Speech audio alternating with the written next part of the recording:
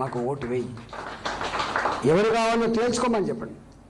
తెలంగాణ అతి ముఖ్యమైన ప్రాంతమైనటువంటి ఉత్తర తెలంగాణ చైతన్యానికి మారుపేరుగా ఉన్న ఆత్మగౌరవ బావుట ఎగిరేసిన ప్రాంతం ఇవాళ నల్లగొండ జిల్లా, వరంగల్ జిల్లా, ఇవాళ ఖమ్మం జిల్లా. కాబట్టి ఇవాళ చైతన్యవంతమైనటువంటి ఈ జిల్లాలో పట్టభద్రుల ఎన్నికలు జరుగుతూ ఉన్నాయి. కాబట్టి నా పట్టభద్రులు చేసే విజ్ఞప్తి ఏంటంటే, మీరు మంచేందో చెడేందో, మనోడెవడో మందోడెవడో, ఇప్పుడున్న పరిస్థితుల్లో ఎవరు నాయకులు కావాలో ఆ ఎన్నుకునే శక్తి, సత్తా, బాధ్యత మీ చేతుల్లో ఉంది. కాబట్టి మీరు వేగు చుక్కలు లాంటి వాళ్ళు, కాబట్టి దిక్సూచిలాగా ఉండేవాళ్ళు, కాబట్టి మీరు ఇచ్చే సందేశం రేపు తెలంగాణకు ఉపయోగపడే సందేశం. కాబట్టి బాధ్యత కలిగినటువంటి మేధావులుగా, విద్యావంతులుగా మీరు ఆలోచించి ఓటేమని చెప్పి మీరందరూ చెప్పమని చెప్పి నేను విజ్ఞప్తి చేస్తున్నాం.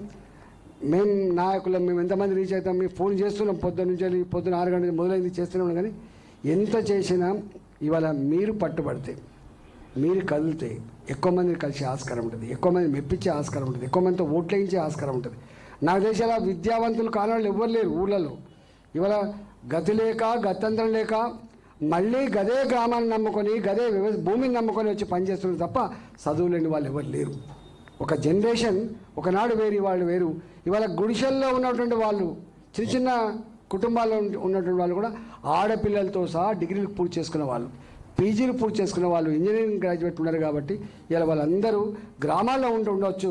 వాళ్ళు కనపడకపోవచ్చు విద్యావంతులు, కానీ వాళ్ళు విద్యావంతులై ఉన్నారు. కాబట్టి వాళ్ళందరినీ ఐడెంటిఫై చేసి వాళ్ళందరి చేత ఓట్లు వేయించి రేపు భారతీయ జనతా పార్టీని గొప్పగా గెలిపించడంలో మీరు గొప్ప పాత్ర పోషించాలని చెప్పి మీకు విజ్ఞప్తి చేస్తూ, మొన్ననే ఇవాళ నల్లగొండ లాంటి ప్రాంతంలో, నల్లగొండ పార్లమెంట్లో పార్టీ గెలుపు కోసం గొప్పగా కృషి చేసిన మీ అందరికీ కూడా ధన్యవాదాలు తెలియజేస్తూ సెలవు తీసుకున్నా. భారత మాతాకి జై. జై తెలంగాణ.